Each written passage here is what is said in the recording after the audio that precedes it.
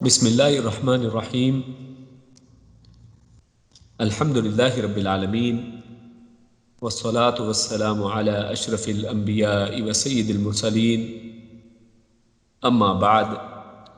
رب اشرح لی صدری ویسر لی امری واحلل عقدۃ من لسانی یفقہوا قولی ربنا زدنا علما۔ آج ہم انشاءاللہ سورۃ البقرہ کی آیت 204 سے 210 تک پڑھیں گے۔ آج کی آیات کے اندر جو ہمارے سامنے موضوعات آئیں گے ان میں سب سے پہلا موضوع وہ منافقین کے 5 اوصاف اللہ رب العزت نے پہلی 3 آیات کے اندر بیان فرمائے ہیں، اور پھر اس کے بعد اللہ کے ساتھ اپنی جان و مال کا سودا کرنے والوں کا ذکر اللہ رب العزت نے فرمایا ہے، اور پھر اللہ رب العزت نے مومنوں سے خطاب کرتے ہوئے دین میں مکمل طور پر داخل ہونے کا حکم فرمایا ہے، اور آخر میں کفار کا ایک طرز عمل جو ہے وہ اللہ رب العزت نے ہمارے سامنے رکھا ہے۔ درس کا آغاز کرتے ہیں تو جیسے بیان ہوا کہ پہلی 3 آیات کے اندر اللہ رب العزت نے منافقین کے کچھ اوصاف گنوائے ہیں، اور وہ اوصاف جو ہیں وہ 5 ہیں۔ ہم ان کو تفصیل سے ابھی دیکھیں گے۔ آیات کا ترجمہ وہ سماعت فرمائیں۔ اعوذ باللہ من الشیطان الرجیم۔ و اور من الناسی، من سے، الناسی لوگ، و من الناسی یعنی لوگوں میں سے، من جو، یعجبو کا بھلی لگتی ہے، یعجبو یعنی بھلی لگنا، اچھا لگنا، اور کا مطلب آپ کو، یعنی لوگوں میں سے کچھ ایسے بھی ہیں کہ جن کی باتیں آپ کو بھلی لگتی ہیں، جو بھلی لگتی ہیں آپ کو، جو اچھی لگتی ہیں آپ کو۔ قولہ، قول، قول کو کہتے ہیں، جو اردو میں بھی ہم استعمال کرتے ہیں لفظ قول یعنی بات۔ قولہ اس کی بات، یعنی جب ہم اس کی بات سنتے ہیں تو وہ سننے میں بڑی اچھی اور بڑی بھلی لگتی ہے۔ فی میں، الحیاتی زندگی، الدنیا دنیاوی، یعنی دنیاوی زندگی کے بارے میں جب وہ باتیں کرتا ہے تو لوگوں میں سے کچھ ایسے بھی لوگ ہیں کہ جب وہ دنیاوی زندگی کے بارے میں باتیں کریں تو وہ بڑی ہی بہترین لگتی ہیں، بڑی ہی بھلی اور بڑی ہی اچھی لگتی ہیں۔ وَيُشْهِدُ اللَّهَ، و اور یشہد وہ شہادت دیتا ہے، وہ گواہی دیتا ہے، گواہ بناتا ہے، اللہ اللہ کو، علی اوپر یعنی اس پر، ما جو، فی میں، قلبی قلب دل کو کہتے ہیں، 2 نقطوں والا کاف، اس کے ساتھ دل بنتا ہے قلب، فی قلبہ اپنے دل میں سے، یعنی جو اس کے دل میں ہے وہ اس پر، اس کو چھپانے کے لیے وہ گواہیاں دیتا ہے، وہ قسمیں کھاتا ہے، وہ اللہ کو گواہ بناتا ہے۔ وَهُوَ و اور ہوا وہ، الد الخصام حالانکہ وہ کیا ہے، الد، اور الد کا مطلب کیا ہے، بہت زیادہ جھگڑا کرنے والا، اور الخصام اس کا مطلب بھی ہے بہت زیادہ یعنی جھگڑالو، یعنی وہ جھگڑا کرنے والوں میں بہت زیادہ جھگڑا کرنے والا ہے، یا بہت سخت جھگڑالو ہے، بہت سخت لڑنے والا ہے۔ وَإِذَا و اور اذا جب، تولا، تولا کا مطلب وہ لوٹتا ہے، ولا یعنی منہ کو پھیر لینا، پلٹ جانا، جب وہ پلٹتا ہے، جب وہ لوٹتا ہے، یعنی جب وہ جاتا ہے واپس۔ اور اس کا بعض نے مطلب جو ہے ولی بھی کیا ہے، یعنی حکمرانی، یعنی جب اس کو حکمرانی ملتی ہے۔ سعی تو وہ کوشش کرتا ہے، وہ بھاگ دوڑ کرتا ہے، وہ دوڑ دھوپ کرتا ہے، فی الارض زمین کے اندر، لیکن کسی اچھائی کے لیے نہیں بلکہ لیفسدہ، لی تاکہ، یفسدہ وہ فساد مچائے، وہ فساد پھیلائے، اس کے لیے وہ بڑی کوشش کرتا ہے، فساد کو پھیلانے کے لیے پوری بھاگ دوڑ کرتا ہے۔ فیہا یعنی اس زمین کے اندر، فی میں ہا اس میں یعنی زمین میں، وَيُهْلِكَ الْحَرْثَ اور وہ کس طرح سے فساد مچاتا ہے اس کی تھوڑی وضاحت بھی اللہ رب العزت نے فرمائی ہے۔ وا اور یہلک اور وہ ہلاک کرتا ہے یعنی تباہ کرتا ہے الحرث کھیتی کو، کھیتیوں کو برباد کرتا ہے، والنسل اور نسل کو یعنی نسلوں کو اور کھیتیوں کو دونوں کو برباد کر کے رکھ دیتا ہے۔ یعنی مطلب یہ کہ ایک جو ذرائع ہیں جو انسان کھاتا پیتا ہے ان کے اندر وہ تباہی اور بربادی اور فساد پیدا کرتا ہے، اور دوسرا انسانوں کی نسلوں کو برباد کر دیتا ہے، ان میں اس طرح کی باتیں معروف کرتا ہے کہ وہ برباد ہو کر رہ جاتی ہیں۔ واللہ واو اور اللہ لا یحب لا نہیں یحب وہ پسند کرتا الفساد فساد کو، اور اللہ فساد کو پسند نہیں کرتا ہے۔ وَإِذَا وا اور اذا جب قیلا کہا جائے لہو لا کے لیے ہو اس کو یعنی اس کو جب کہا جائے اتق اللہ کہ تو اتق یعنی تقوی سے لفظ ہے یہ الف تا قاف جو ہے یہ وہی جو تقوی جس کو ہم بولتے ہیں یعنی اللہ سے ڈر جاؤ، اللہ کا تقوی اختیار کرو۔ اخذتہ العزت بالاسم فحسبہ جہنم، تو اخذہ وہ پکڑ لیتا ہے یعنی جما دیتا ہے، اخذتہ اس کو یعنی اس کو جما کے رکھ دیتا ہے، پکڑ کے ایک جگہ پر جما دیتا ہے، العزت اس کا غرور، اس کی عزت، اس کا مرتبہ شان و شوکت جو ہے وہ اس کو وہاں پر ٹھہرائے رکھتی ہے، یعنی اس کو اللہ سے ڈرنے نہیں دیتی ہے۔ اور کہاں پر اس کو پکڑ کے رکھتی ہے، جما رکھتی ہے بالاسمی گناہوں کے کاموں کے اندر، یعنی جن گناہوں میں وہ مبتلا تھا اس میں اس کو جما کے رکھتی ہے۔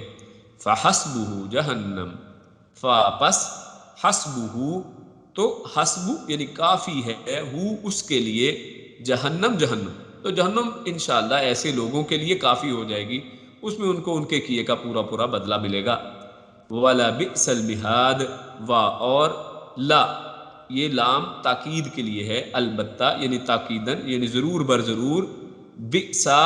بہت برا ہے، المہاد ٹھکانہ، تو بے شک یہ جو جہنم ہے جو ایسے لوگوں کو ملنے والی ہے یہ بہت ہی برا ٹھکانہ ہے۔ تو یہ تین آیات آیت نمبر 204 سے 206 جو ہم نے تلاوت کی ابھی آپ کے سامنے، ان میں اگر پچھلی آیات کے ساتھ ایک ربط دیکھیں تو پہلے ہم نے دیکھا کہ اللہ رب العزت نے پچھلے درس میں ہم وہ آیات پڑھ آئے ہیں جس میں اللہ رب العزت نے دو طرح کے لوگوں کی بات کی، جس میں پہلے وہ لوگ تھے کہ جو صرف دنیا کے خواہاں ہیں، جو صرف دنیا چاہتے ہیں، اور اس کے بعد اللہ رب العزت نے ان لوگوں کی بات کی جو دنیا و آخرت دونوں کو طلب کرتے ہیں، یعنی نیک لوگوں کی اللہ رب العزت نے بات کی جو دنیا میں بھی حسنہ ربنا آتنا فی الدنیا حسنہ وفی الآخرۃ حسنہ وقنا عذاب النار، اور وہ یہ بات کرتے ہیں کہ اللہ ہمیں دنیا میں بھی بہترین رکھ اور آخرت میں بھی ہمیں بہترین انجام کار ہمارا ہو اور ہمیں جہنم کی آگ سے بچا۔ تو یہ دو طرح کے لوگوں کا ذکر ہمارے سامنے پچھلی آیات میں آیا تھا۔ تو اب اس کے بعد اللہ رب العزت نے ایک تیسری طرح کا شخص جو ہے اس کا ذکر کیا ہے، اور وہ کون ہے؟ وہ منافق ہے، کہ کچھ لوگ تو ایسے ہیں جو دین میں ہیں اور کچھ بالکل دین کے ساتھ تعلق ہی نہیں رکھتے ہیں، صرف دنیا طلب کرتے ہیں، لیکن کچھ ظاہراً تو دیندار لگتے ہیں، ظاہراً تو وہ مسلمان لگتے ہیں، لیکن ان کے اندر نفاق کی خصلت پائی جاتی ہے۔ اور نفاق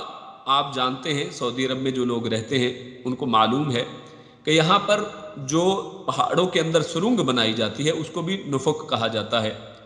اور سرنگ کو اس لیے یہ کہا جاتا ہے کیونکہ اس کے دو منہ ہیں، یعنی ایک طرف بھی سوراخ اور دوسری طرف بھی سوراخ ہے،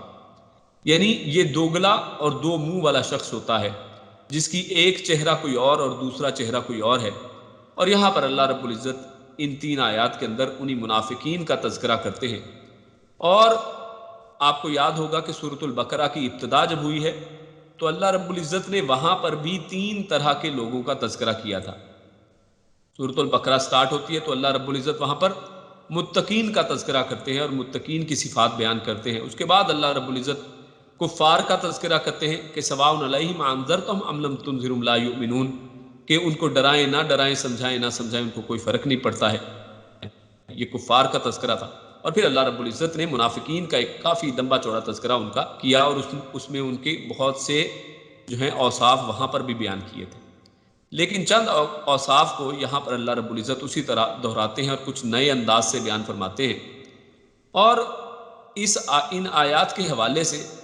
ایک چیز یہ ہے کہ ایک معروف اور اکثر مفسرین نے اس کو ذکر کیا ہے کہ یہ آیت جو ہے، اس کا سیاق و سباق جو ہے، یہ ایک منافق تھا جس کا نام تھا اخنس بن شریک ثقفی، کہ اس کے بارے میں یہ نازل ہوئی ہے۔ لیکن یہ بات صحیح نہیں ہے، کیونکہ یہ تمام روایات جن میں اس حوالے سے ذکر ملتا ہے، یہ تمام روایات اصل میں ضعیف ہیں، اور اصل میں اس آیت سے مراد جو ہے سارے ہی منافقین ہیں، یعنی کسی خاص منافق کا ذکر اصل میں نہیں ہے، بلکہ یہ عمومی خصوصیات اللہ رب العزت نے بتا دی ہیں، یہ کسی پر بھی فٹ ہو سکتی ہیں، اور ہر شخص کو اپنے اندر ان علامات کو دیکھنا چاہیے، ان کو چیک کرتے رہنا چاہیے کہ کہیں ہم بھی ایسے تو نہیں کہ ہمارے اندر بھی یہ منافقوں کی علامات شامل ہوں۔ اکثر صحابہ کرام جو ہیں وہ اپنے بارے میں بڑے ہی ہوشیار رہا کرتے تھے، اور اپنا محاسبہ کیا کرتے تھے اور چیک کرتے رہتے تھے کہ کہیں ہم میں منافقت کی کوئی صفات تو نہیں ہے، کوئی منافقوں کی کوئی نشانیاں کہیں ہم میں تو نہیں ہیں۔ کیوں؟ کیونکہ منافق جو ہیں وہ جہنم کے سب سے نچلے درجے میں اور سب سے نچلے گڑھے میں ڈالے جائیں گے، تو اس لیے ان کو ظاہری اسلام کوئی فائدہ نہیں دے گا، اور یہ ہمیشہ جہنم میں رہنے والے ہیں۔ تو یہاں پر اللہ رب العزت نے جیسے آپ کے سامنے تمہید رکھی کہ منافقوں کا ذکر ہے، اور یہ کوئی خاص ایک منافق کے بارے میں نہیں، بلکہ یہ ایک عمومی بات اللہ رب العزت یہاں پر کر رہے ہیں۔ اور یہ بھی ہم جانتے ہیں کہ رسول اللہ صلی اللہ علیہ وسلم کے زمانے میں چند ایسے لوگ موجود تھے، منافق ان کے زمانے میں، خصوصاً مدینے کی زندگی میں آپ جانتے ہیں کہ منافق موجود تھے، اور بعض منافق تو وہ تھے جنہوں نے کسی قبیلے نے اسلام اختیار کیا، اسلام قبول کیا، تو ان کو بھی چاہتے نہ چاہتے مجبوراً اسلام میں آنا ہی پڑا، اور ایسے لوگ جو تھے وہ دل سے اسلام کو نہیں مانتے تھے اور ظاہری طور پر انہوں نے اسلام کو قبول کر لیا، اور بعض جان بوجھ کر جو پہلے یہودی تھے اور انہوں نے کہا کہ اب بچنے کا تو کوئی چارہ نہیں ہے، تو اب اسلام کے اندر اسلام کا لبادہ اوڑھ لیا جائے اور اب اسلام کے اندر داخل ہو جایا جائے، اور پھر اسلام کو اس سے نقصان پہنچایا جائے۔ تو اس طرح سے مختلف طرز کے آپ کو منافق جو ہیں اس زمانے میں ملیں گے۔ تو ان آیات میں ان کی صفات بیان کر کے اللہ رب العزت نے ان سے بچنے، ان سے محتاط رہنے کی اللہ رب العزت نے ہدایت فرمائی۔ تو جو ان آیات کے اندر 5 صفات اللہ رب العزت نے منافقوں کی بیان کی ہیں، ان میں سے پہلی صفت جو ہے وہ یہ کہ ایسا شخص جو دنیا کی زندگی سے متعلق بہت سی معلومات رکھتا ہے، اور دنیا کے بارے میں اگر وہ بات کرنا شروع کرے تو آپ حیران پریشان رہ جائیں گے کہ واہ، ایسا شخص کہ اتنی گرفت ہے اس کی دنیا کے معاملات میں، سیاست پہ بات کرے تو جناب وہ زمین آسمان ایک کر دے گا، سائنس اور ٹیکنالوجی اور دنیا داری کے اوپر آپ اس سے بات کر لیں تو وہ آپ کو بہت ہی بڑا جو ہے عالم محسوس ہوگا۔ لیکن اگر آخرت کے بارے میں پہلی بات تو یہ کہ ایسا شخص بات ہی نہیں کرتا ہے،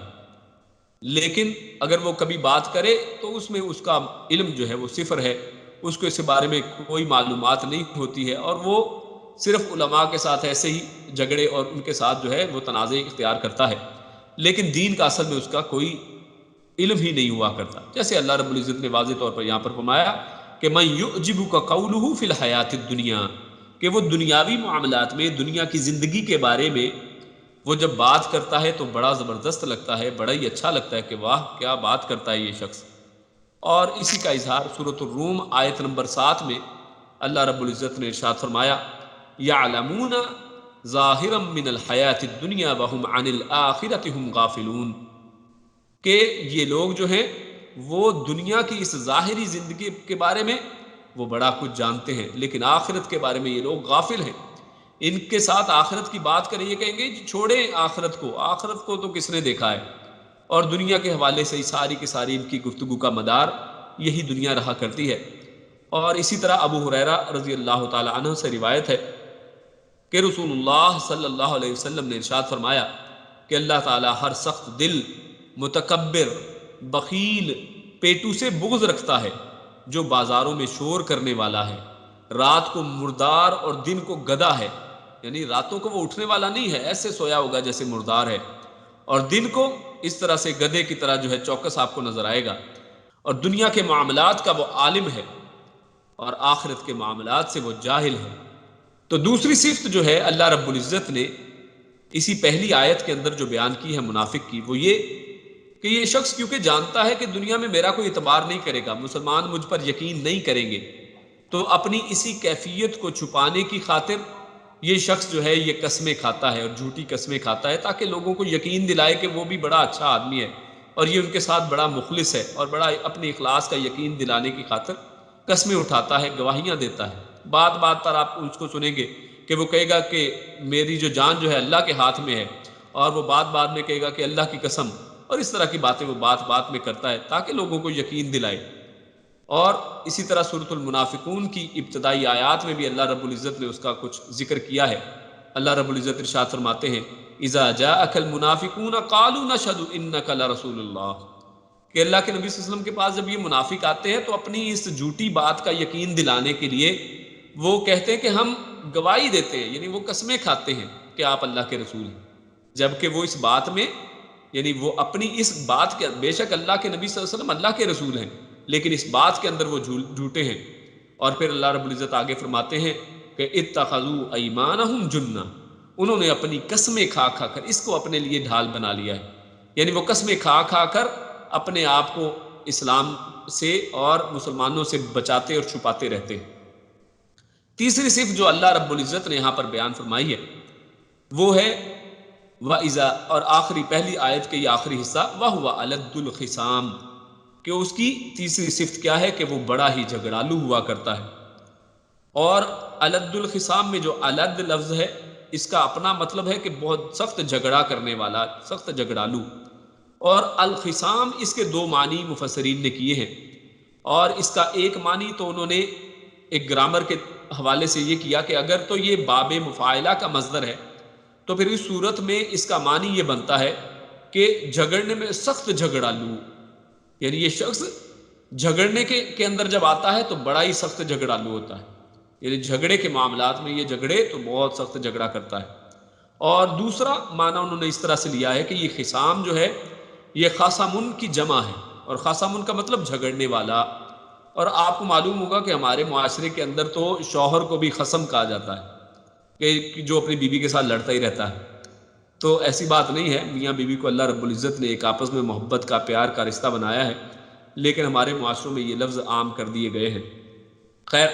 تو خصم کا مطلب جھگڑنے والا، لڑنے والا، اور اس کی جمع باز کہتے ہیں کہ یہ اس کی اصل میں جمع ہے خصام، الخصام، یعنی جھگڑنے والوں میں سب سے زیادہ جھگڑنے والا، یعنی اگر بہت سے جھگڑنے والے دیکھے جائیں تو ان میں ایسا شخص یہ منافق ہوا کرتا ہے کہ جو بہت جھگڑا کرتا ہے۔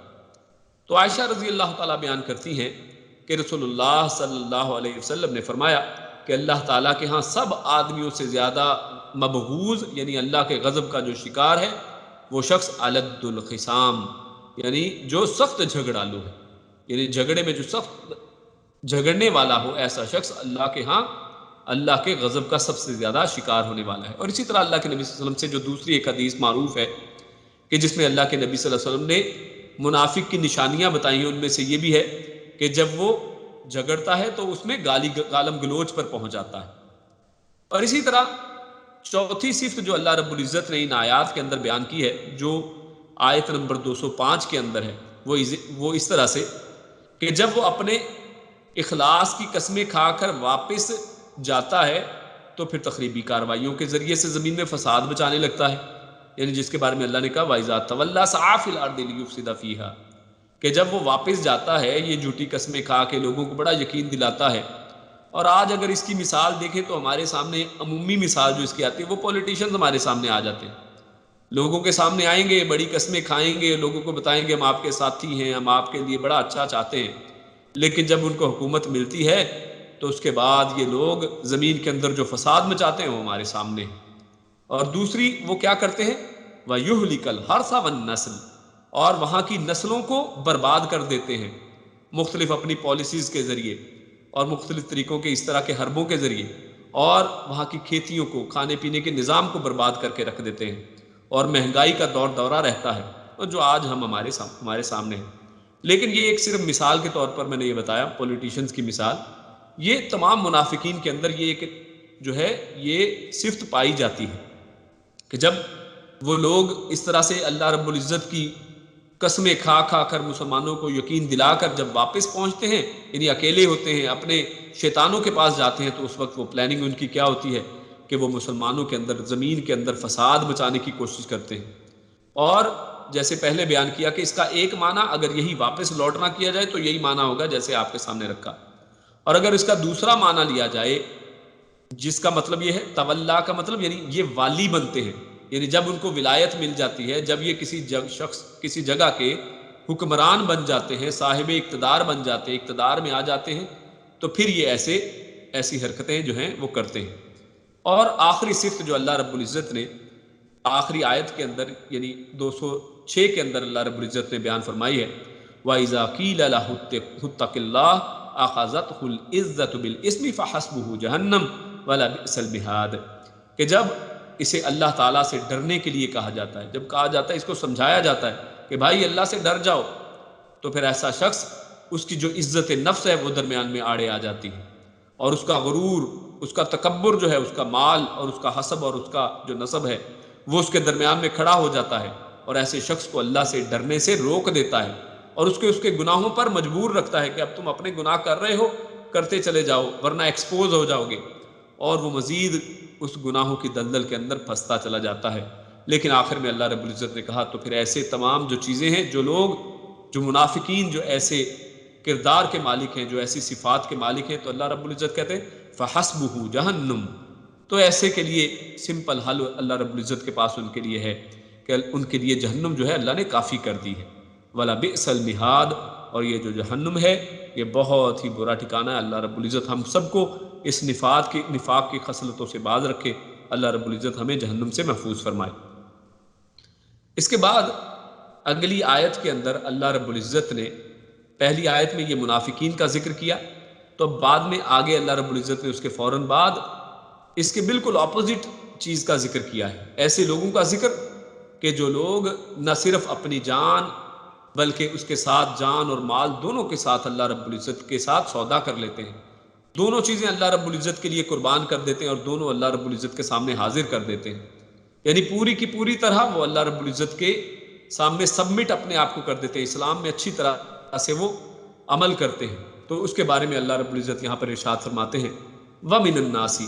یعنی پہلے بھی اللہ رب العزت نے کہا وَمِنَ النَّاسِ کہ لوگوں میں سے کچھ تو ایسے ہیں جو منافقین ہیں، اور اب یہاں پر کہہ رہے ہیں وَمِنَ النَّاسِ، اور من الناس لوگوں میں سے من یشری، من جو یشری جو بیچ ڈالتا ہے، نفسہ اپنے نفس کو، اپنی جان کو، ابتغاء مرضات اللہ، ابتغاء یعنی چاہتے ہوئے، یعنی وہ کچھ چاہتا ہے، اور کیا چاہتے ہوئے؟ مرضات اللہ یعنی اللہ کی رضا چاہتا ہے، وہ اللہ کی خوشنودی کی، اللہ مجھ سے راضی ہو جائے، وہ صرف اللہ کی رضا کی خاطر اپنی جان تک کو قربان کر دیتا ہے۔ اور جو شخص اپنی جان کو قربان کرنے کے لیے حاضر ہے تو ایسے شخص کے لیے مال کیا اہمیت رکھتا ہے، وہ مال کو اپنی جان سے پہلے جو ہے اللہ رب العزت کے ہاں دیتا ہے۔ آپ کو معلوم ہے کہ یہ دن جو ہیں ذو الحجہ کے جو پہلے 10 دن ہیں، اللہ کے پیارے رسول صلی اللہ علیہ وسلم نے ان کو عظیم دن قرار دیا ہے، ان کے اندر کیے ہوئے اعمال اللہ کو سب سے زیادہ محبوب اور سب سے زیادہ عظیم ہیں، اور اللہ کے نبی صلی اللہ علیہ وسلم سے جب سوال کیا گیا کہ کیا جہاد سے بھی زیادہ، تو اللہ کے نبی صلی اللہ علیہ وسلم نے کہا کہ ہاں جہاد سے بھی زیادہ، مگر سوائے اس شخص کے، یعنی ایسا شخص اس کے عمل سے زیادہ یہ بھی دن نہیں ہو سکتے، کیسا شخص کہ جو اپنے جان اور مال دونوں کو لے کر اللہ کے راستے میں جاتا ہے، اور نہ جان واپس آتی ہے اور نہ ہی مال واپس آتا ہے، یعنی وہ اپنی ہر چیز اللہ کے راستے میں قربان کر دیتا ہے، تو ایسے شخص سے ان 10 دنوں کے اعمال بھی مقابلہ نہیں کر سکتے۔ ہاں اس کے بعد اگر کوئی شخص ایسا نہیں ہے تو پھر بے شک ان دنوں کے اعمال اللہ رب العزت نے بڑے عظیم ٹھہرائے ہیں اور بڑے ہی محبوب ہیں۔ تو اللہ رب العزت ایسے لوگوں کا یہاں پر ذکر کرتے ہیں واللہ رؤوف بالعباد، اور اللہ ہے رؤوف بڑا ہی مہربان، اور بالعباد اپنے بندوں کے ساتھ، اللہ اپنے بندوں کے ساتھ بہت ہی مہربان ہے۔ اور اس آیت کی تشریح میں چلتے ہیں تو جیسا کہ پہلے بیان کیا کہ اس آیت سے پیچھے اللہ رب العزت نے منافقین کا تذکرہ کر ڈالا، لیکن آگے اس آیت کے اندر اللہ رب العزت نے بالکل اپوزٹ مسلمانوں کا کیریکٹر اور بہترین کیریکٹر پیش کیا ہے کہ جو شخص اپنی جان و مال کے ساتھ اللہ رب العزت کے سامنے پیش ہوتا ہے۔ اور اس آیت کے حوالے سے اگر دیکھیں تو اس کے اولین مصداق یعنی اس چیز پر جو پورے اترتے ہیں وہ کون ہیں؟ وہ سب سے پہلے مہاجر صحابہ ہیں جو ہجرت کر کے مکہ سے مدینے کی طرف ہجرت کی، جنہوں نے اور جنہوں نے اپنی جانیں خطرے میں ڈالی اور اپنی جائیدادیں مکے میں چھوڑ کر مدینے چلے گئے، یعنی اپنی جائیدادوں کی فکر نہیں کی، اپنے گھر چھوڑ دیے، اور کئیوں نے اپنے بال بچے چھوڑ دیے اور صرف دین کی خاطر مکہ کو چھوڑ کر مدینے کی طرف ہجرت کی، تو سب سے اول اس کے اوپر پورے اترنے والے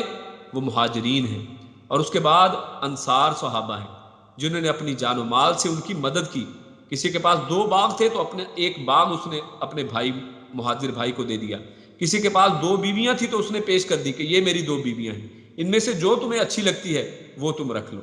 اور اس حوالے سے ہمارے سامنے یہ صحابہ کرام کا بہترین جو ہے کریکٹر ہمارے سامنے پیش ہوتا ہے، ہمارے سامنے صحابہ کرام کی ایک بہترین مثالیں ہمارے سامنے آتی ہیں۔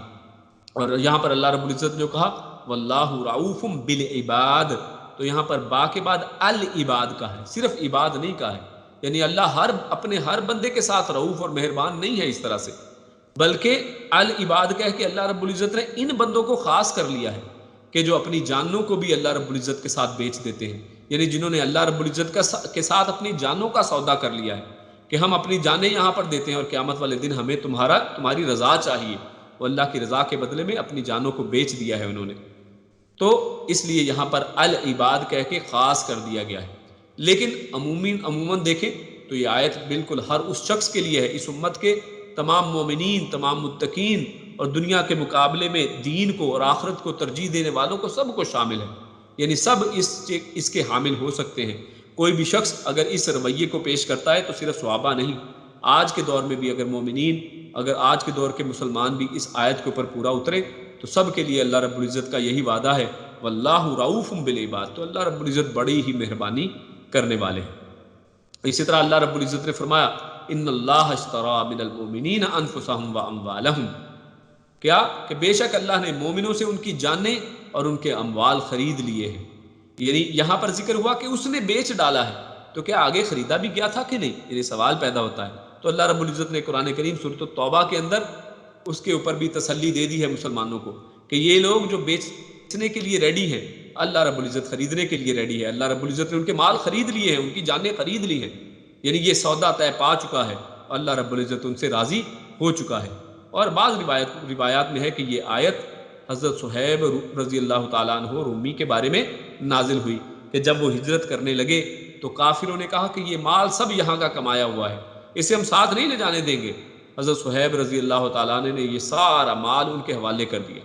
یعنی ہجرت کی خاطر انہوں نے کہا کہ ہاں میں اللہ کے نبی صلی اللہ علیہ وسلم کی طرف جانا چاہتا ہوں، سارا مال رکھنا چاہتے ہو تو رکھ دو، سارا مال ان کے حوالے کیا اور دین لے کر حضور صلی اللہ علیہ وسلم کی خدمت میں حاضر ہو گئے۔ آپ صلی اللہ علیہ وسلم نے سن کر فرمایا صہیب نے نفع بخش تجارت کی، اور یہ بات انہوں نے 2 مرتبہ فرمائی کہ صہیب نے نفع بخش تجارت کی ہے۔ مگر حقیقت یہ ہے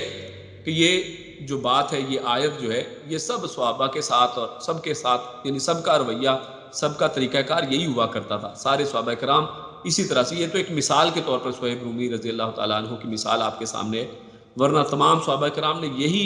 جو ہے اپنا کردار ہمارے سامنے رکھا ہے کہ ان کے پاس جب موقع آیا تو انہوں نے اپنی جانوں کو بھی اسلام کے لیے نچھاور کیا ہے۔ آگے اللہ رب العزت اگلی آیت کے اندر مومنوں سے خطاب کرتے ہیں، اور اس خطاب کے اندر اللہ رب العزت نے بڑی ہی زبردست بات مسلمانوں کے اوپر رکھی ہے، مومنوں کے اوپر رکھی ہے۔ اور سب سے پہلی بات جو اس میں نوٹ کرنے والی، وہ پہلے آیت کا ترجمہ پڑھتے ہیں اور پھر اس کے بعد آیت کی تفصیل میں چلتے ہیں۔ یا ایھا الذین آمنوا، یا ایھا اے الذین، وہ لوگ جو آمنو ایمان لائے ہو، یعنی اے لوگو جو ایمان لائے ہو، ادخلو داخل ہو جاؤ، فی السلم، فی میں السلمی اسلام کے اندر، یعنی اللہ رب العزت کی فرما برداری کے اندر، اللہ رب العزت کا کہا ماننے کے عمل میں تم سب کے سب داخل ہو جاؤ۔ اور اس سے مراد ظاہری اسلام بھی ہے، اور اسلام کا اصل مطلب کیا ہے کہ اپنی تمام ول کو، اپنی خواہشات کو اللہ رب العزت کے تابع کر دینا۔ تو اسلام کے اندر پورے کے پورے داخل ہو جاؤ، کافہ یعنی پورے کے پورے، کافی جو ہو جائے، یعنی انف طریقے سے، یعنی اس میں کوئی گنجائش باقی نہ رہے، ہر لحاظ سے اللہ رب العزت کے اس حکم کے اوپر پورے اترو اور اسلام میں داخل ہو۔ وا اور لا مت یا نہ، تتبعو تتع، یعنی آگے جو لفظ ہے الف تا با عین، یہ اتباع سے ہے، اتباع ہم اردو میں جانتے ہیں اس کا مطلب ہے پیروی کرنا، فالو کرنا. وَلَا تَتَّبِعُوا اور تم سب پیروی نہ کرو، فالو نہ کرو، خطوات الشیطان. خطوات یعنی خط، لکیروں کو کہتے ہیں. شیطان کی لکیر یعنی جس لکیر پر، جس راستے پر شیطان چلتا ہے، جن قدموں پر شیطان چلتا ہے تم اس کے قدموں پر نہ چلو، اس کے نقش قدم پر، اس راستے پر نہ چلو، اس کی پیروی نہ کرو، اس کے پیچھے پیچھے نہ چلو. انہو بے شک وہ، لکم تمہارے لیے، ان بے شک وہ یعنی شیطان، لا لیے، کم تم سب یعنی وہ تم سب کا، عدوٌ یعنی دشمن ہے. اور یہاں پر عدو جو ہے وہ نکرہ لایا گیا ہے، اور نکرہ لانے سے معنی کے اندر بہت زیادہ وسعت پیدا ہو جاتی ہے. یعنی وہ بہت بڑا دشمن ہے، مبین اور بڑا کھلا دشمن ہے. یعنی نہ صرف وہ بڑا دشمن ہے بلکہ واضح اور کھلا وہ دشمنی کرتا ہے. وہ چھپ کے وار نہیں کرتا ہے بلکہ واضح طور پر وہ مسلمانوں کو، انسانوں کو کفر کے اوپر ابھارتا چلا جاتا ہے. تو اس آیت کے اندر اللہ رب العزت نے ایمان والوں کو مخاطب کیا ہے، اور ایمان والوں کو کہا ہے کہ تم دین کے اندر پورے کے پورے داخل ہو جاؤ. تو پہلی بات تو اس سے یہ پتہ چلی کہ صرف ایمان لے کر آ جانا کافی نہیں ہے، کہ انسان کہے کہ میں ایمان لے آیا ہوں بس کافی ہو گیا، اب میں اسلام کے اوپر عمل نہیں کرتا. یعنی ایک شخص اللہ رب العزت پر ایمان تو لے آئے، اور ایمان لانے کے بعد جس کو اسلام کہا جاتا ہے اس کے اوپر عمل نہ کرے. اور ایمان کیا ہے؟ اللہ رب العزت کو ایک ماننا، اللہ پر ایمان، فرشتوں پر ایمان، کتابوں پر ایمان، نبیوں پر ایمان، روز آخرت پر ایمان، اور اچھی بری تقدیر پر ایمان. تو 6 ارکان ایمان ہیں، ان سب کے اوپر عمل کرنا یہ ایمان ہے. اور جو شخص ایماندار ہے اس کو اللہ رب العزت مخاطب کر رہے ہیں کہ تمہارا صرف ایمان لانا کافی نہیں ہے. ادخلوا فی السلم کافہ، کہ تم اسلام کے اوپر بھی پورے کے پورے آ جاؤ، اسلام میں پورے کے پورے داخل ہو. اور اسلام کیا ہے؟ ایک معروف حدیث جو عبداللہ ابن عمر رضی اللہ تعالیٰ عنہ راوی ہے، کہ جس میں اللہ کے نبی صلی اللہ علیہ وسلم نے فرمایا کہ بنی الاسلام علی خمس، کہ اسلام کی بنیاد 5 چیزوں پر ہے. اور وہ کیا ہے؟ کہ انسان شہادت دے کہ اللہ کے علاوہ کوئی عبادت کے لائق نہیں ہے، اور اللہ کے نبی صلی اللہ علیہ وسلم محمد رسول اللہ وہ اللہ کے نبی ہیں اور رسول ہیں. اور پھر اس کے بعد وہ نماز قائم کرے، وہ روزے دے، وہ زکوٰۃ دے، روزے رکھے، اور حج کرے جس کی استطاعت ہو. تو یہ اسلام ہے. تو اللہ رب العزت ایمان والوں کو حکم دے رہے ہیں کہ تم اسلام کے اندر پورے کے پورے داخل ہو جاؤ. تو اس کا مطلب پتہ یہ چلا کہ ایمان کے بعد اسلام کے ارکان اور اسلام کے اوپر عمل کرنا یہ بھی بہت ضروری ہے، ورنہ انسان کے لیے چھٹکارا نہیں ہے. یعنی کوئی شخص اگر نماز کا انکار کرتا ہے تو ایسے شخص کا ایمان بالکل ردی اور بیکار ہے. اور فقہاء اور علماء نے اس کے اوپر کفر کا فتویٰ لگایا ہے. صحابہ کرام ایسے شخص پر جو نماز کا قائل نہیں ہوتا تھا، نماز کا فاعل نہیں ہوا کرتا تھا، اس کے اوپر کفر کا فتویٰ لگاتے تھے. حضرت جو ابو بکر صدیق، سیدنا ابو بکر رضی اللہ تعالیٰ عنہ، انہوں نے زکوٰۃ کے نہ دینے والوں کے خلاف جہاد کا اعلان کیا تھا. تو اس سے ہمارے سامنے واضح طور پر بات آتی ہے کہ اسلام کے اندر پورے کے پورے داخل ہونے کا حکم ہے. ایسا نہیں کہ تھوڑا سا مان لیا اور تھوڑے کو چھوڑ دیا. مومن ایمان والوں کو اسلام میں پوری طرح داخل ہونے کا حکم یہ ہمارے سامنے واضح طور پر اس بات کو لاتا ہے کہ صرف ایمان کافی نہیں ہے. اور اس کے بعد دوسری چیز، اس چیز کو اور واضح کرنے کے لیے اللہ رب العزت نے کیا فرمائی؟ اس کا اپوزٹ بھی بتا دیا کہ اسلام کے اوپر پورے کے پورے عمل کرنے کا مطلب کیا ہے. مطلب یہ ہے وَلَا تَتَّبِعُوا خُطُوَاتِ الشَّيْطَانِ، کہ شیطان کی اتباع نہیں کرنی ہے. یعنی ایک دفعہ جب اسلام قبول کر لیا تو ایسا نہیں کہ کبھی شیطان کے بہکاوے میں بھی آ گئے، کبھی اپنی من مانی بھی کر لی، کبھی شیطان کی مان لی اور کبھی اللہ کی مان لی. ایسا نہیں ہو سکتا ہے. انسان ایک وقت میں 2 کشتیوں کا سوار نہیں ہو سکتا ہے. اور اگر کوئی ایسا کرے گا تو پیچھے اس کی مثال اللہ نے بیان کر دی ہے. تو ایسا شخص منافق ہے کہ جو 2 کشتیوں کا سوار ہے، جس کے 2 چہرے ہیں، جس کا 2 منہ ہیں. تو اللہ رب العزت نے واضح طور پر فرمایا کہ اسلام میں پورے کے پورے داخل ہو جاؤ، اور شیطان کے طریقہ کار پہ نہ چلو، شیطان کے قدموں کو فالو نہ کرو. ایسا نہیں ہو سکتا کہ اسلام کے کچھ احکام پر عمل کر لیا اور باقی چھوڑ دیے. نماز روزے کی پابندی کر لی اور عقیدے میں شرک ہے. اور آج ہم اگر اپنے معاشرے کا جائزہ لیں تو ہمارا معاشرہ کیا ہے؟ ہمارے معاشرے کے اندر لوگ نمازیں پڑھتے ہیں، روزے بھی رکھتے ہیں، کئی لوگ زکوٰۃ بھی دے دیتے ہیں الا ماشاء اللہ، لیکن اس کے ساتھ ساتھ وہ شرک بھی کرتے ہیں. دربار بھی چل رہے ہیں، درباروں کے گلے بھی بھرے جا رہے ہیں، سجدے بھی کیے جا رہے ہیں، منتیں بھی مانگی جا رہی ہیں، اور غیر اللہ کے ساتھ اپنی امیدیں بھی وابستہ کی جا رہی ہیں۔ لڑکا لڑکی چاہیے تو فلاں دربار حاضر ہے، فلاں بیماری سے نجات چاہیے تو فلاں دربار حاضر ہے۔ تو یہ کون سا اسلام ہے؟ اسلام کے اندر پورے کے پورے داخل ہو جاؤ۔ یعنی ایسا نہیں کہ صرف نماز پڑھی اور عقیدہ غلط ہے۔ تو ایسے تمام اعمال جو ہے اللہ رب العزت قیامت والے دن ہباء منصورا، ایک دھول مٹی کی طرح کر دیں گے، ان کا کوئی وزن نہیں کیا جائے گا۔ تجارت میں سود ہے، عدالتوں میں غیر اللہ کا قانون نافذ ہے، معاشرے میں ہندو ہیں، نصرانی ہیں، یہودی ہیں، تہذیب ہماری کس طرح کی ہے کہ ان سے ملتی جلتی ہے، جس کا اقبال نے جواب شکوہ کے اندر اس طرح سے بیان کیا ہے کہ وضع میں تم ہو نصارا تو تمدن میں ہنود، یعنی دیکھنے میں اگر تم دیکھو تو تمہارا حلیہ جو ہے وہ نصارہ کی طرح، عیسائیوں کی طرح ہے، اور تمدن تمہاری، یعنی اگر تمہارا رسم و رواج دیکھیں تو اس میں دیکھیں تو تم ہندوؤں کی طرح ہو۔ تو کیا واقعی ایسا نہیں؟ ہماری شادی بیاہ، ہمارا مرنا جینا، کوئی بھی چیز دیکھ لیں، ہم اسلام تو قبول ہم نے کر لیا، لیکن اس کے ساتھ ساتھ ہم نے پرانے ہندوؤں کے طریقہ کار کو نہیں چھوڑا ہے۔ اور اقبال کیا کہتا ہے؟ وضع میں تم ہو نصارا تو تمدن میں ہنود، یہ مسلمان ہیں جنہیں دیکھ کر شرمائیں یہود۔ کیا یہ مسلمان ہیں؟ کیا مسلمان اس طرح کا ہوتا ہے؟ تو میرے بھائیوں، ہمیں اپنے آپ کا جائزہ لینا ہے، اپنے بہن بھائیوں کا، اپنے معاشرہ کا،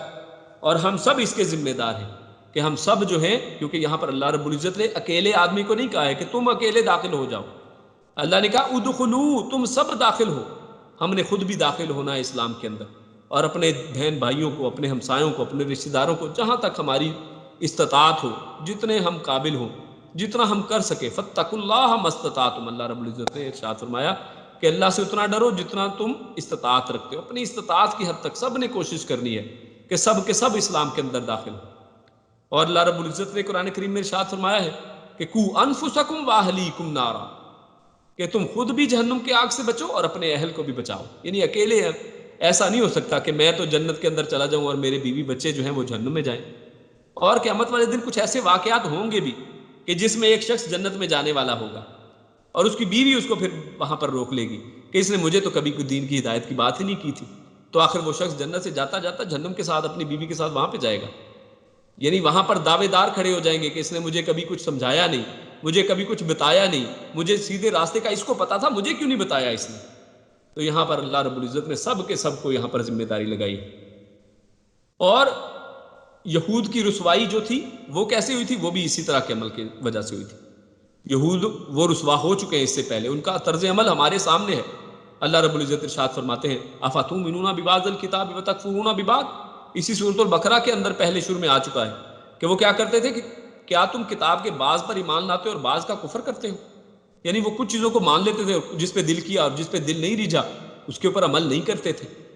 اور اس کے بعد اس میں یہ بھی ہے کہ وہ مسلمان بھی شامل ہیں جو کسی دوسرے دین سے نکل کر اسلام میں آئے، مگر انہوں نے اپنے سابقہ دین کی رسوم کو باقی رکھا۔ اور اس کی مثال ہم لوگ ہیں۔ ہم زیادہ تر پاکستان انڈیا کے لوگ جو ہیں، کسی کے بڑے کوئی ہندو تھے، کسی کے بڑے کوئی سکھ تھے یا کچھ اور لوگ تھے، اور اس سے ہم جب مسلمان ہو گئے تو ہم ظاہراً تو مسلمان ہو گئے، لیکن اس کے ساتھ وہی رسوم و رواج اور وہی ساری کی ساری چیزیں ہمارے ساتھ وہی چلی آ رہی ہیں۔ اور اسی طرح ہمارے جو ہیں رسمیں آپ دیکھ لیں، ہماری بدعات دیکھ لیں، ساری وہی ہیں جو بالکل اسلام کے مخالف ہیں۔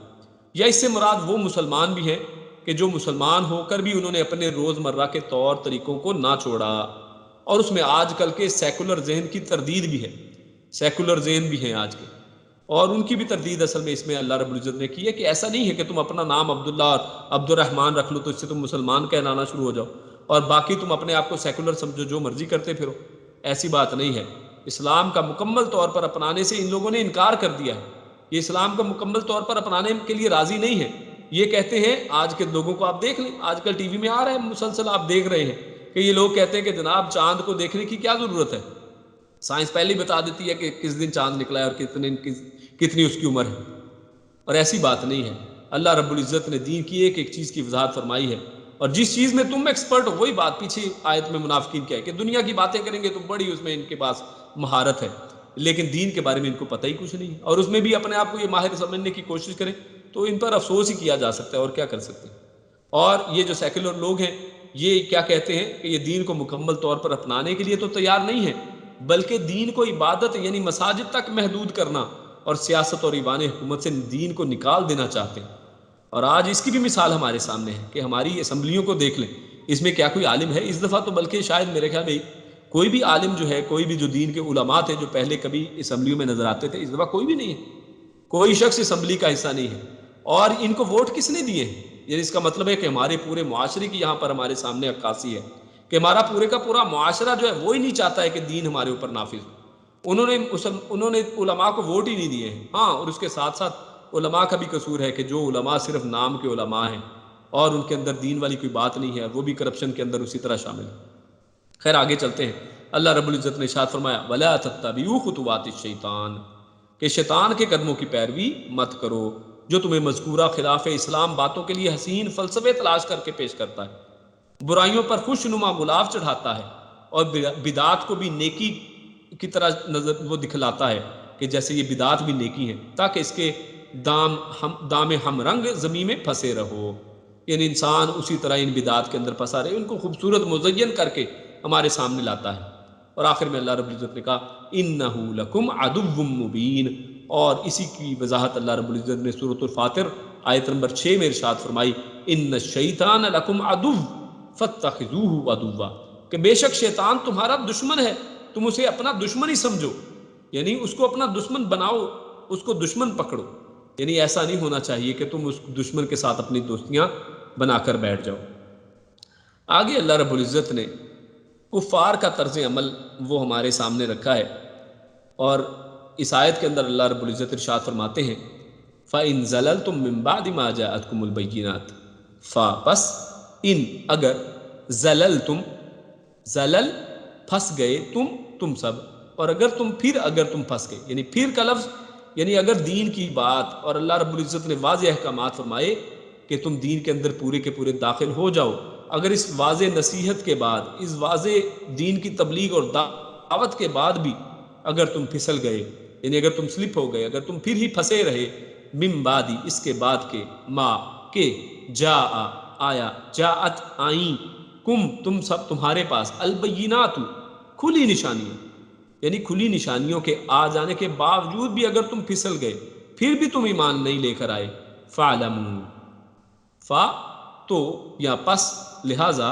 اعلموا تو جان لو، یعنی تمہیں پھر پتہ ہونا چاہیے، ان اللہ، ان کہ بے شک اللہ عزیز وہ غالب ہے، زبردست ہے، یعنی اللہ رب العزت کو تم پھر زیر نہیں کر سکتے، وہ زبر ہے، تم زیر ہو، تم نیچے ہو، اللہ رب العزت اوپر ہے۔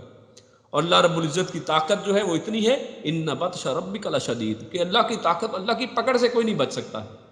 اللہ رب العزت کی ذات تو وہ ذات ہے کہ جو قرآن کریم میں فرماتی ہے کہ قیامت والے دن زمین اس کی مٹھی کے اندر ہوگی اور آسمان جو ہے اس کی مٹھی کے اندر وہ اس کے اوپر لپٹے ہوئے ہوں گے، یعنی یہ ذات اللہ رب العزت کی ذات ہے۔ ان اللہ عزیز، بے شک اللہ تعالیٰ زبردست ہے، حکیم اور بڑی ہی حکمت والا ہے۔ حل ینظرون، حل نہیں، حل کا مطلب عموماً کیا ہوا کرتا ہے، سوالیہ ہوا کرتا ہے، لیکن آگے اگر الا آ جائے تو حل کا مطلب نہیں کرتے۔ یہاں پر آ گیا حل ینظرون الا، تو الا کی وجہ سے حل کا مطلب ہے نہیں، حل نہیں، ینظرون وہ سب انتظار کر رہے، الا یعنی نہیں وہ انتظار کر رہے، الا مگر، ان کے، یاتیہم اللہ کہ یاتیہ کہ وہ آئے، ہم ان کے پاس، اللہ کہ اللہ ان کے پاس آئے، یعنی یہ لوگ اللہ کے خود آ جانے کا انتظار کر رہے ہیں۔ کیسے؟ فی ظلال، فی میں، ظلال سائبانوں میں، فی من الغمامی بادلوں کے، کہ اللہ بادلوں کے سائبانوں میں اللہ خود آ جائے، والملائکۃ و اور الملائکۃ فرشتے، وقضی الامر و اور قضیہ یعنی قضا کر دیا جائے، مکمل کر دیا جائے، فیصلہ کر دیا جائے، الامر تمام کاموں کا، یعنی جب کام تمام کر دیے جائیں، جب ہر چیز کا فیصلہ ہو جائے، یعنی قیامت کا، یعنی یہ لوگ کس کا انتظار کر رہے ہیں کہ کیا اللہ رب العزت خود آ جائے اور فرشتے آ جائیں اور فیصلہ ان کے درمیان میں کر دی، کیا اس کا انتظار کر رہے ہیں؟ وَإِلَى اللَّهِ تُرْجَعُ الْأُمُورُ و اور اِلَى طرف اللہ کی طرف، ترجعو لوٹائے جائیں گے، الامور تمام معاملات، یعنی جب قیامت ایک دفعہ آ گئی، قیامت جب ہو گئی، جب اللہ رب العزت اور فرشتے جب آ گئے تو پھر کیا ہونے والا ہے؟ پھر تمہیں موقع نہیں ملنے والا ہے۔ پھر تو تمام کے تمام جو لوگ ہیں وہ اللہ کے سامنے حاضر کیے جائیں گے، سب پیش کیے جائیں گے اور تمام معاملات اس کے سامنے رکھ دیے جائیں گے، پھر وہ فیصلہ کرے گا، پھر تمہیں بولنے کی اجازت نہیں دی جائے گی، پھر تمہارے وہاں پر عذر نہیں چلیں گے، جیسا کہ اللہ رب العزت نے دیگر مقامات پر وضاحت فرمائی ہے۔ تو ان آیات کی جو تشریح وہ آپ کے سامنے رکھتے ہیں، تو ان آیات کے اندر ہمارے سامنے واضح طور پر ایک چیز آتی ہے کہ اللہ رب العزت نے جو ہم سے یعنی جو اللہ رب العزت چاہتا ہے وہ کیا ہے، اور اللہ رب العزت نے سورۃ البقرہ کے آغاز میں اس کا اظہار کیا ہے۔ اللہ رب العزت ارشاد فرماتے ہیں بسم اللہ الرحمن الرحیم الف لام میم ذالک الکتاب لا ریب فیہ ھدی للمتقین الذین یؤمنون بالغیب ویقیمون الصلاۃ، یعنی اللہ رب العزت نے جو چیزیں ہیں جن کو ہم نے دیکھا نہیں ہے، یؤمنون بالغیب، غیب کے اوپر ایمان لانے کا یعنی ایمان لانے کا حکم دیا ہے۔ ہم نے جنت کو نہیں دیکھا ہے، ہم نے جہنم کو نہیں دیکھا ہے، اللہ کو ہم نے نہیں دیکھا ہے، فرشتوں کو ہم نے نہیں دیکھا ہے، لیکن اللہ رب العزت ہم سے یہی تو چاہتے ہیں کہ ہم لوگ بن دیکھے اس پر ایمان لائیں اور ان کو حقیقت سمجھیں اور ان کے اوپر یقین کریں۔ تو اللہ رب العزت تو ہم سے یہ چاہتا ہے، اور دنیا میں آزمائش اسی بات کی تو ہے کہ بغیر دیکھے کون ان پر ایمان لاتا ہے۔ یعنی آزمائش تب کیا رہی کہ جب ہم نے ان چیزوں کو دیکھ لیا، یعنی اگر یہ ساری چیزیں ہمارے سامنے پیش کر دی جائیں تو پھر کون ہے جو انکار کرے گا؟ تو پھر تو انکار کرنے والا کوئی بچے گا ہی نہیں۔ تو اللہ رب العزت یہی چاہتے ہیں کہ اللہ رب العزت اپنے نبیوں کے ذریعے اور اللہ رب العزت نے اپنے صحیفوں اور کتابوں کے ذریعے جو ہمارے سامنے وضاحت فرمائی ہے، ہم اس کو بن دیکھیں یقین کریں اور اس کے اوپر ایمان لے کر آئیں۔ چنانچہ اللہ رب العزت نے فرمایا لِيَعْلَمَ اللَّهُ مَن يُخَافُهُ بِالْغَيْبِ، کہ اللہ رب العزت نے یہ سب کیوں کیا ہے؟ تاکہ اللہ جان لے کہ کون اس سے بن دیکھے ڈرتا ہے۔ اور یہاں پر اللہ رب العزت نے ان آیات کے اندر کفار کا اصل میں مطالبہ بیان کیا کہ کفار اس کے باوجود، یعنی امتحان تو یہ ہے کہ آپ بغیر دیکھے اس کے اوپر ایمان لائیں، لیکن کفار کیا کہہ رہے ہیں؟ کفار مکہ کیا چاہتے تھے؟ ان کا مطالبہ یہ تھا کہ یہ حقیقتیں ان کی آنکھوں کے سامنے آئیں گی تو پھر وہ ایمان لائیں گے، ورنہ نہیں۔ کبھی وہ اللہ تعالیٰ اور فرشتوں کے دیکھنے کا مطالبہ کرتے تھے، جیسے سورۃ الفرقان کے اندر اللہ رب العزت سے انہوں نے مطالبہ کیا کہ ہم پر فرشتے کیوں نہیں اتارے گئے، یا ہم اپنے رب کو دیکھتے، یعنی ہم پر فرشتے خود آئیں کتابیں لے کر اور ہم اپنے رب کو اپنی آنکھوں سے دیکھیں۔ اور کبھی کہتے کہ ایمان لانے کی شرط یہ رکھتے کہ تو اللہ اور فرشتوں کو سامنے لے آئے، کہ اگر تو سچا نبی ہے تو تمہیں چاہیے کہ اللہ اور فرشتوں کو ہمارے سامنے خود لے کے آ، یعنی وہ تصدیق کرے تمہاری تو پھر مانیں گے۔ اور کبھی وہ قیامت کے برپا ہونے کی فرمائشیں کرتے تھے کہ قیامت کو لے کے آؤ، یعنی جس کا تم بار بار ہمیں ڈراتے ہو کہ قیامت آ جائے گی، تو پھر وہ آتی کیوں نہیں ہے؟ تو بنی اسرائیل نے بھی اصل میں یہی کام کیا تھا، اور جس کو ہم سورۃ البقرہ کے شروع کے جو پہلے پارے کے اندر پڑھ آئے ہیں کہ بنی اسرائیل نے بھی اس طرح کی باتیں کی تھی کہ انہوں نے کہا کہ ہم اللہ کو جہرن دیکھنا چاہتے ہیں، اپنی آنکھوں کے ساتھ دیکھنا چاہتے ہیں، اور اللہ تعالیٰ نے اپنی کتابوں اور رسولوں کے ذریعے سے اسلام کے حق ہونے کی دلیلیں حالانکہ پیش کر دی ہیں اور اس میں کوئی کمی نہیں چھوڑی ہے۔ اب اگر کوئی شخص حق واضح ہونے کے بعد اس پر ایمان نہیں لاتا تو بس معجزات کا مطالبہ کرتا ہی چلا جاتا ہے، تو اسے جان لینا چاہیے کہ غیبی حقیقتیں ظاہر ہونے کے بعد ایمان لانے کا کوئی فائدہ نہیں ہوگا۔ یعنی جب ایک دفعہ یہ چیزیں آ گئیں تو اس کے بعد پھر ایمان کا کوئی فائدہ نہیں ہے۔ اور اسی طرح احادیث میں اللہ کے نبی صلی اللہ علیہ وسلم نے جو نشانیاں بتائی ہیں کہ جس دن سورج جو ہے مغرب سے طلوع ہوگا، ساتھ یہ بھی فرمایا کہ جس دن ایسا ہوگا تو پھر اس دن ایمان لانے کا کوئی فائدہ نہیں ہے۔ یعنی جس دن یہ واضح نشانیاں ہمارے سامنے آ گئیں تو اس دن پھر ایمان کا کوئی فائدہ نہیں ہے، ایمان اس کے بعد فائدہ مند نہیں رہے گا۔ ہاں جو اس سے پہلے ایمان لے آئے، ان کو بن دیکھے جو ان نشانیوں پر ایمان لے آئے تو اس کا ایمان جو ہے فائدہ مند ہے۔ اللہ رب العزت نے ارشاد فرمایا هل ينظرون الا ان تاتيهم الملائكة او ياتي ربك او ياتي بعض آیات ربك یوم یاتی بعض آیات ربک لا ينفع نفسا ایمانها لم تکن آمنت من قبل۔ وہ اس کے سوا کس چیز کا انتظار کر رہے ہیں کہ ان کے پاس فرشتے آئیں، یا تیرا رب آئے یا تیرے رب کی کوئی نشانی آئے۔ جس دن تیرے رب کی کوئی نشانی آئے گی کسی شخص کو اس کا ایمان فائدہ نہیں دے گا جو اس سے پہلے ایمان نہ لایا تھا۔ تو اللہ رب العزت ان کے اس گمان کو بھی غلط ثابت کر رہے ہیں اور ان کو سمجھا رہے ہیں کہ جب یہ چیزیں واضح ہو گئیں، جب یہ نشانیاں نظر آ گئیں تو پھر تو تمہارا ایمان لانے کا فائدہ ہی نہیں ہے۔ ایمان تو اس وقت ہے کہ تم بن دیکھے ان کے اوپر ایمان لے کر۔ تو زیر تفسیر جو آیت ہے، ان آیات میں یہی بات فرمائی گئی ہے کہ اتنے واضح دلائل کے بعد اب یہی باقی رہ جاتا ہے کہ ان کے پاس اللہ تعالیٰ خود بادل کے سائبانوں میں آ جائے اور فرشتے بھی، مگر پھر تو کام تمام ہو چکا، اور دنیا میں تو بظاہر کچھ اور لوگوں کے پاس بھی معاملات لے جائے جاتے ہیں، لیکن اس دن قضی الامر، تو اس دن کام کو فیصلے کرنے والا صرف اللہ رب العزت کی ذات ہوگی، اس دن اللہ کے علاوہ کوئی فیصلہ نہیں کر پائے گا۔ تو قیامت کے دن یہاں پر ذکر ہوا اللہ رب العزت کے آنے کا اور فرشتوں کے آنے کا، تو اس حوالے سے قیامت کے دن اللہ تعالیٰ اور فرشتوں کے زمین پر اترنے کا ذکر قرآن میں کئی مقامات پر کیا گیا ہے۔ فرمایا وَجَاءَ رَبُّكَ وَالْمَلَكُ صَفًّا صَفًّا، یعنی قیامت کا دن تو ایسا ہوگا کہ تیرا رب آئے گا اور فرشتے بھی جو صف بصف ہوں گے، اور فرمایا هَلْ يَنظُرُونَ إِلَّا أَن تَأْتِيَهُمُ الْمَلَائِكَةُ أَوْ يَأْتِيَ رَبُّكَ، وہ اس کے سوا کس چیز کا انتظار کر رہے ہیں کہ ان کے پاس فرشتے آئیں یا تیرا رب آئے۔ اور تمام صحابہ اور تابعین اللہ تعالیٰ کے نزول پر ایمان رکھتے تھے اور یقین رکھتے تھے کہ جس طرح اللہ کی شان کے لائق ہے وہ ہر رات آسمان دنیا پر اترتا ہے، قیامت کے دن بھی زمین پر اترے گا۔ دوسری تمام صفات پر بھی وہ ان کے ظاہر الفاظ کے مطابق ایمان رکھتے تھے، وہ نہ ان کا کچھ اور مطلب نکالتے تھے کہ ان آیات کا فلاں مطلب ہے اور فلاں مطلب ہے اور اسے تعویل کہتے ہیں، تو یہ تعویل کرنا درست نہیں ہے۔ نہ یہ کہتے تھے کہ کس طرح اترے گا، یعنی آگے سے پھر عجیب و غریب سوال نہیں کرتے تھے کہ اچھا اترے گا تو پھر کیسے اترے گا، یا وہ عرش پر کس طرح ہے، اور اگر کوئی شخص ایسے سوال کرے تو یہ بھی ناجائز ہے، اسے تکییف کہتے ہیں، اس کو منع کیا گیا ہے۔ اور نہ وہ اس کے عرش پر ہونے کو یا اس کے اترنے کو اپنی طرح یا کسی مخلوق کی طرح قرار دیتے تھے، یعنی اس کو